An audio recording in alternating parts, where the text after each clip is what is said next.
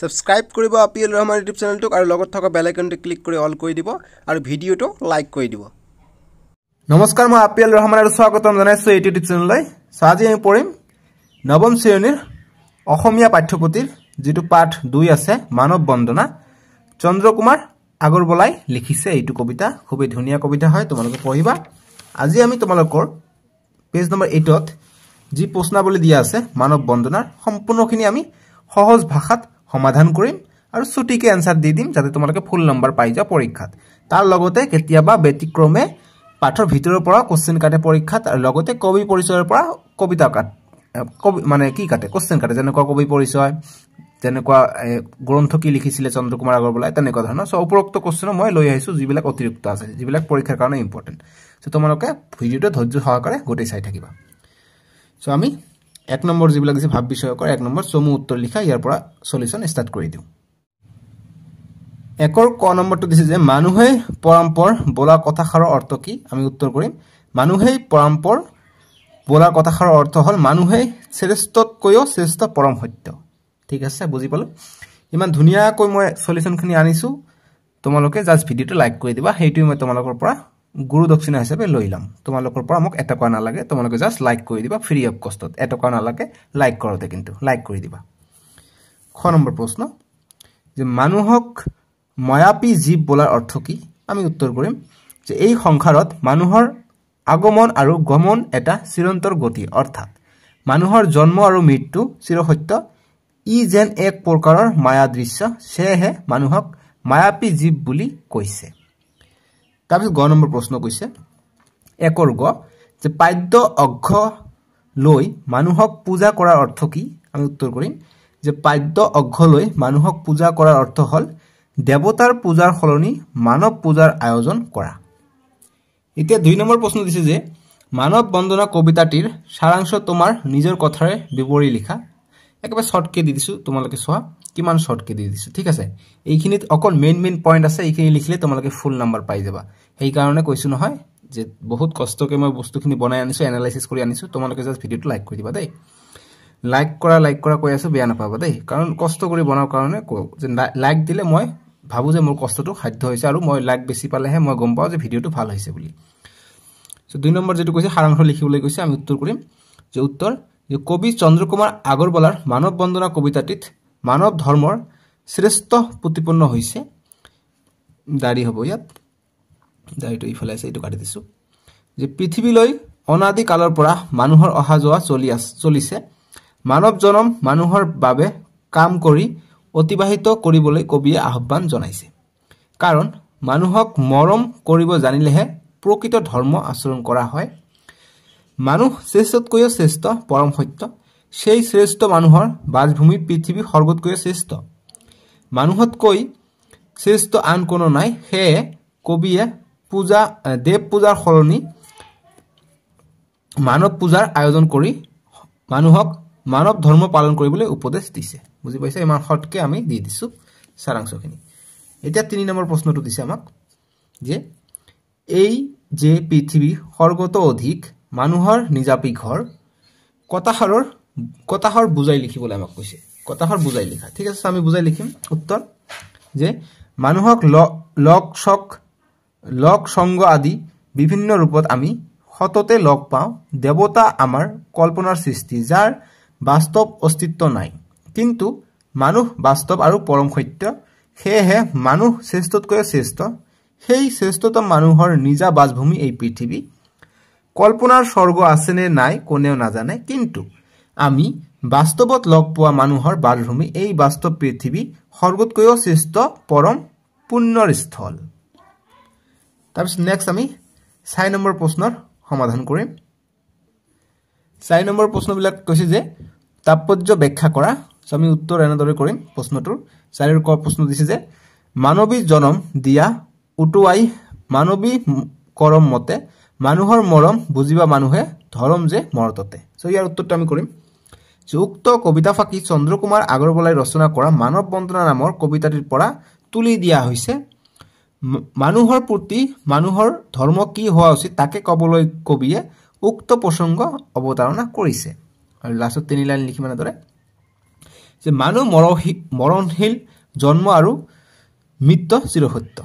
যে মানুহ মৰণশীল জন্ম আৰু মৃত্যু চিৰসত্য তথাপিও মানুহে মানুহৰ প্ৰতি থাকিবলগীয়া কৰণীয় মানৱ জীৱনৰ মংগলৰ বাবে আমি কি কৰা উচিত তাকে কবিয়ে কবিতাটিত উল্লেখ কৰিছে মানুহে মানুহৰ লগ আৰু সংগ হেহে মানুহে মানুহৰ মৰম বুজিব লাগিব মানুহৰ প্ৰতি দয়াশীল মৰমীয়াল হ'ব লাগিব সেয়া মানুহৰ পৰম ধৰ্ম সেয়া মানুহৰ পৰম ধৰ্ম সেয়া হ'ব ঠিক আছে সেয়া হ'ব এই সে নহ'ব সেয়া হ'ব সেয়া ইয়াত হ'ব সেয়া মানুহৰ পৰম ধৰ্ম ঠিক আছে সেয়া দেখা গৈছে এতিয়া সৈকাৰছে অন্তস্তিকেৰা সেয়া মানুহৰ পৰম ধৰ্ম বুজি পাইছে এতিয়া চাইডৰ আমি খ নম্বৰটো চাম চাইডৰ খ নম্বৰটো প্ৰশ্ন দিছে যে মানুহে দেৱ মানুহে সেৱ মানুহ বিনে নাই কেৱ কৰা কৰা পূজা পাদ্য অঘ্যলৈ জয় জয় মানৱদেৱ সো আমি উত্তৰ এনেদৰে কৰিম যে উক্ত কবিতা ফাঁকি কবি চন্দ্ৰকুমাৰ আগৰৱালাই ৰচনা কৰা মানৱ বন্দনা নামৰ কবিতাটিৰ পৰা তুলি দিয়া হৈছে কবিতা ফাঁকিত মানুহক দেৱতাতকৈ শ্ৰেষ্ঠ হিচাপে প্ৰতিপন্ন কৰা হৈছে দেৱতা মানুহৰ কল্পনা সৃষ্টি বাস্তৱত দেৱতাৰ অস্তিত্ব নাই কিন্তু মানুহ পৰম সত্য কল্পনাৰ দেৱতাক পূজা কৰিলে সেই পূজা দেৱতাই পায় নে নাপায় কোনেও নাজানে কিন্তু মানুহক পূজা সেৱা কৰিলে মানৱ জাতিৰ উপকাৰ হয় সেয়ে মানুহেই দেৱতা আৰু মানুহেই প্ৰকৃতিৰ সেৱাৰ যোগ্য মানুহতকৈ শ্ৰেষ্ঠ আন কোনো নহয় সেয়েহে কবিয়ে দেৱতাৰ পূজা কৰাৰ সলনি পাদ্য অঘ্যলৈ মানুহৰ বন্দনা কৰিবলৈ উপদেশ দিছে এতিয়া নেক্সট আমাক দিছে 5 নম্বৰৰ প্ৰশ্নবিলাক আমাক দিছে 5 নম্বৰ প্ৰশ্নবিলাক দিছে তোমালোকৰ ভাষা বিষয়কৰ পৰা যে সমাৰ্থক শব্দ লিখা মানুহ সংগ পৃথিৱী হোত স্বৰ্গ দেৱ গতিকে শব্দ সমাৰ্থক শব্দ দি দিছো গতিকে কি হ'ব যে আমাক দিছে যে মানুহ সমাৰ্থক শব্দ হ'ব মানৱ নৰ লোক তাৰপিছত সংগ সমাৰ্থক শব্দ হ'ব লগ বন্ধু পৃথিৱী সমাৰ্থক শব্দ হ'ব বসুমতী বা মদিনী বা বসুন্ধৰা হোত প্ৰবাহ ধৰা স্বৰ্গ সৰক দেৱ দেৱতা এইবিলাক হৈছে সমাৰ্থক শব্দ তাৰপিছত এতিয়া আমাক 6 নম্বৰ প্ৰশ্নবিলাক দিছে গতিকে 6 নম্বৰৰ আমি সমাধান কৰিম 6 নম্বৰ প্ৰশ্নটো দিছে যে সংস্কৃত কৰ্ম ধৰ্ম আদি শব্দৰ পৰা কৰম ধৰম আদি শব্দৰ উৎপত্তি হৈছে এনে কিছুমান শব্দ বাছি উলিয়াই এখন তালিকা প্ৰস্তুত কৰা অৰ্থাৎ সংস্কৃতৰ কৰ্ম ধৰ্মৰ পৰা কি আহিছে কৰ্মৰ পৰা কৰম আহিছে ধৰ্মৰ পৰা ধৰ্ম আহিছে ঠিক আছে তো গতিকে এতিয়া এনেকুৱা আৰু শব্দ মগলে তালিকা প্ৰস্তুত কৰিব কৈছে গতিকে আমি উত্তৰ কৰিম যে ধৰ্ম ধৰম কৰ্ম কৰম মৰ্ত মৰত দেৱ দেৱতা ৰত্ন ৰতন সোৱাত সোৱাত এইবিলাক সংস্কৃত সোৱাত আৰু এইটো হৈছে আমাৰ আধুনিক সোৱাত সংস্কৃতৰ পৰা আহিছে সোৱাত ঠিক আছে এতিয়া আমি কিছুমান আমি ইম্পৰ্টেন্ট প্ৰশ্ন চাম যিবিলাক পৰীক্ষাত কেতিয়াবা কাটে ইয়াৰ ভিতৰুৱা প্ৰশ্ন সো আমি 1 নম্বৰটো লৈ আহিছো তোমালোকৰ মানৱ বন্দনাৰ পৰা যে প্ৰতিমাৰ খনিকৰ কোন সো উত্তৰ কৰিব যে প্ৰতিমাৰ খনিকৰ হল চন্দ্ৰকুমাৰ আগৰৱালা বুজি পালো 2 নম্বৰ প্ৰশ্ন দিছে যে অসমৰ প্ৰথমজন ৰোমান্টিক কবি চন্দ্ৰকুমাৰ আগৰৱালাৰ চমু পৰিচয় দিয়া উত্তৰ কৰিম যে চন্দ্ৰকুমাৰ আগৰৱালা দেৱ আছিল অসমৰ প্ৰথম গৰাকী ৰোমান্টিক কবি বিন বৰাগী আছিল তেওঁৰ প্ৰথম ৰোমান্টিক কবিতাৰ পুথি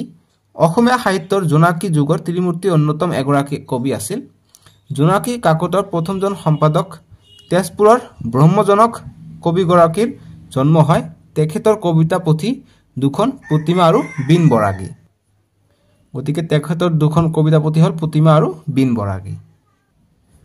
সো ইয়াত যি উল্লেখ কৰিছে যে অসমীয়া সাহিত্যৰ জোনাকী যুগৰ ত্ৰিমূৰ্তিৰ অন্যতম এক কবি আছিল গতিকে জোনাকী যুগৰ ত্ৰিমূৰ্তি তিনিজন আছিল তাৰ ভিতৰত এজন আছিল চন্দ্ৰকুমাৰ আগৰৱালা আৰু দুজনৰ নাম মই তোমালোকক এতিয়া দেখাই দিওঁ কাৰণ এইটো কোশ্চেন তোমালোকৰ মেট্ৰিক পৰীক্ষাত ক্লাছ 10 ৰ মেট্ৰিক পৰীক্ষা 2024 বৰ্ষত সোশ্যাল সায়েন্সত আহিছে মই দেখাই দি আছো কত আহিছে তোমালোকৰ যি ইয়াত তোমালোকৰ কোশ্চেন নম্বৰ 11 এমসিকিউ টাইপৰ আহিছে গতিকে তোমালোকৰ সোশ্যাল সায়েন্সত সমাজ বিজ্ঞান ইংৰাজী গণিত আৰু বিজ্ঞানত কিন্তু এমসিকিউ এনেকুৱা ধৰণৰ কোশ্চেন থাকিব ইয়াত চালে জোনাকী যুগৰ ত্ৰিমূৰ্তি বুলিলে নিম্নলিখিত কোন কেইজন সাহিত্যিকক জনা যায় গতিকে চাৰিটা অপচন দি আছে যে গুণাভিৰাম বৰুৱা হেমচন্দ্ৰ গোস্বামী লক্ষীনাথ বেজবৰুৱা আৰু চন্দ্ৰকুমাৰ আগৰৱালা গতিকে আমাক অপচন দিছে কোন কেইটা হয় এতিয়া সো গতিকে গুণাভিৰাম বৰুৱাক জনা নাযায় অকল হেমচন্দ্ৰ গোস্বামী লক্ষীনাথ বেজবৰুৱা আৰু চন্দ্ৰকুমাৰ আগৰৱালাক জনা যায় সো গতিকে হেমচন্দ্ৰ লক্ষীনাথ বেজবৰুৱা আৰু চন্দ্ৰকুমাৰ আগৰৱালা অৰ্থাৎ 2 3 আৰু 4 গতিকে 2 3 আৰু 4 অৰ্থাৎ বি হৈ যাব ইয়াৰ শুদ্ধ উত্তৰটো বুজিছা গতিকে হেমচন্দ্ৰ গোস্বামী আৰু লক্ষীনাথ বেজবৰুৱা গতিকে ইয়াত কোন কাৰ কথা কৈছে অকল আমাক ইয়াত চন্দ্ৰকুমাৰ আগৰৱালাৰ কথা কৈছে অৰ্থাৎ চন্দ্ৰকুমাৰ আগৰৱালা ত্ৰিমূৰ্তিৰ এজন মানুহৰ নাম তাৰ উপৰিও লক্ষীনাথ বেজবৰুৱা আৰু হেমচন্দ্ৰ গোস্বামী এই তিনিজনক মিলিহে ত্ৰিমূৰ্তি বুলি কোৱা হয় জোনাকী যুগৰ বুজি পাইছা এইটো মেট্ৰিক পৰীক্ষাত আহে প্ৰতিবাৰে প্ৰায় কোশ্চেন বিলাক তোমাৰ এই কাৰণে তোমালোকৰ ক্লাস 9 তে ইম্পৰ্টেন্ট হ'ব এইটো প্ৰশ্ন নেক্সট প্ৰশ্নটো আমি দিম এটো সোশ্যাল সায়েন্সৰ কাৰণে ইম্পৰ্টেন্ট হ'ব ত্ৰিমূৰ্তি বুলি 3 নম্বৰ যে মানৱ বন্দনা কবিতাটি কৰ পৰা অনা হৈছে গতিকে উত্তৰ লিখিম যে চন্দ্ৰকুমাৰ আগৰৱালাৰ প্ৰতিমা কবিতা পুথিৰ পৰা মানৱ বন্দনা কবিতাটি অনা হৈছে ঠিক আছে নেক্সট 4 নম্বৰ প্ৰশ্ন চন্দ্ৰকুমাৰ আগৰৱালাৰ জন্ম কত আৰু কোন চনত হৈছিল গতিকে লিখিম যে তেজপুৰৰ কলং মৌজাৰ ব্ৰহ্মজানত 1866 চনত তেওঁৰ জন্ম হৈছিল